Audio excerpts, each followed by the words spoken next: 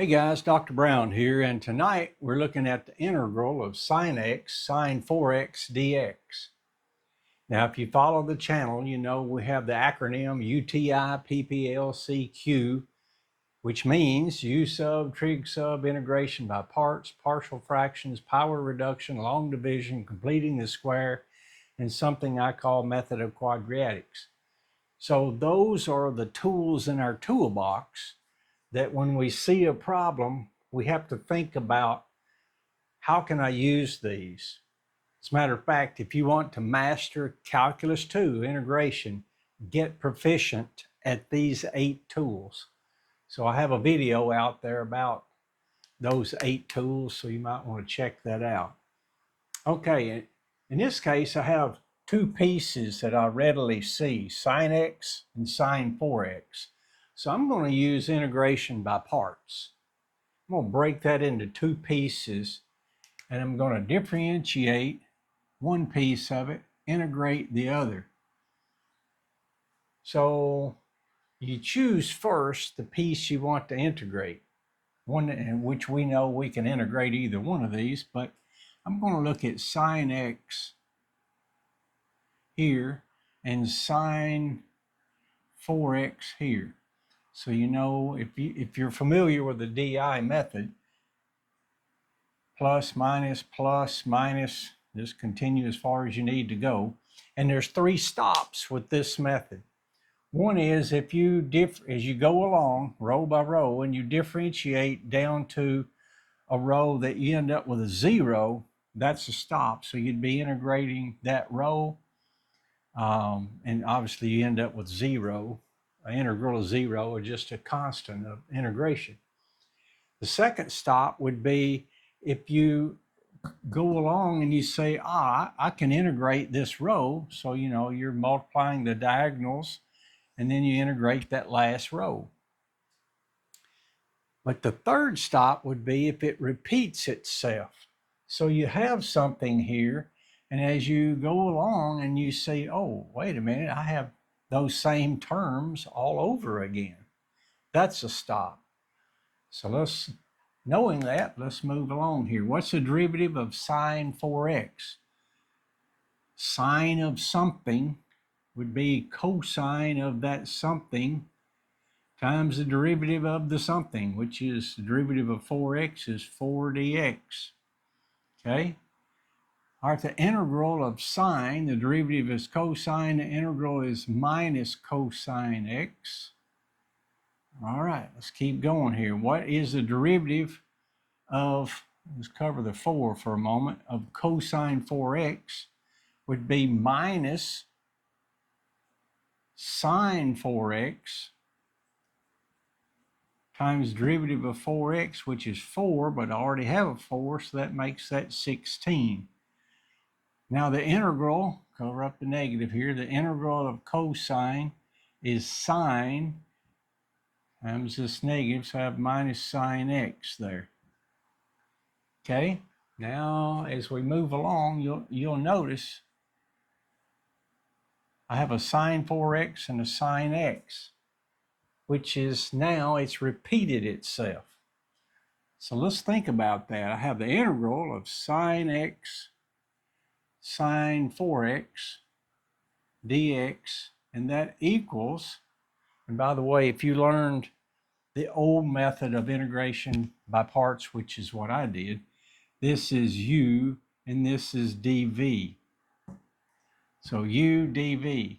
So if I move down, this is du, and the integral of dv is v. So if I multiply the diagonals, that's uv minus the integral of d or v du. If I integrated that row, of course, I have to work out some signs here.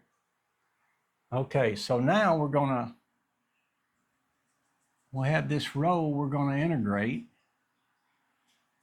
So let's get down here where we can work. We're going to have a long piece here.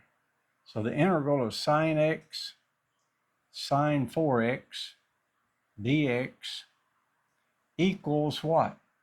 Let's get our signs correct first. I have a positive times a negative, so I have a negative sine 4x cosine x.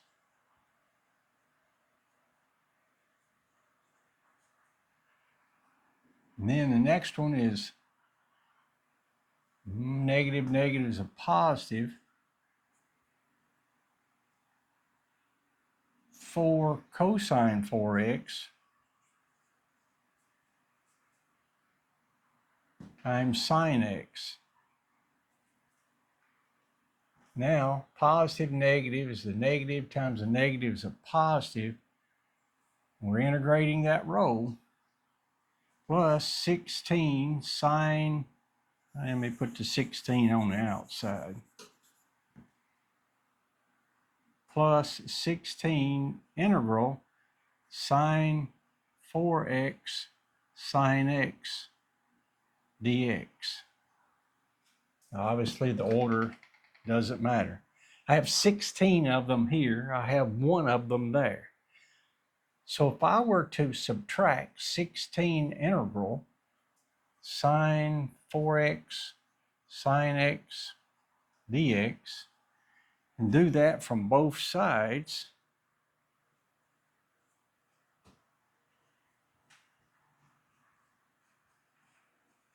this is 1 minus 16 gives me minus 15 of the integral sine x sine 4x dx. So plus 16 minus 16, those cancel. So I'm left with minus sine 4x cosine x plus 4 cosine 4x sine x. But I don't want 15 of them. I want one of them, so I'm going to subtract a negative 15, or divide a negative 15. So that's a 1, negative 15, negative 15. So what do we have? Those negatives cancel. That would be 1/15 times sine 4x cosine x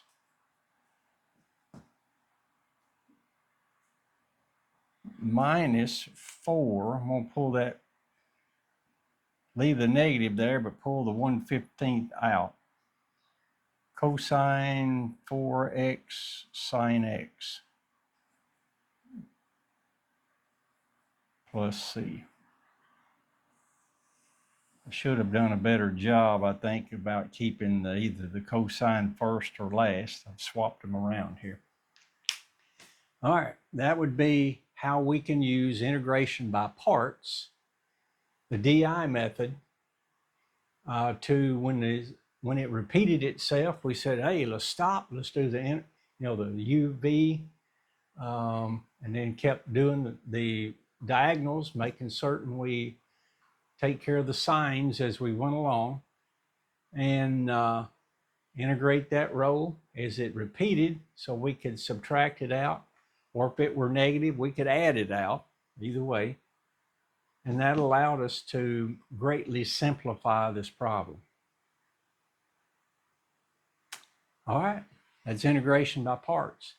Why are we doing this? Together, we're trying to build a better tomorrow through math, okay? Keep studying, practice those tools, and we'll talk to you next time. Thanks.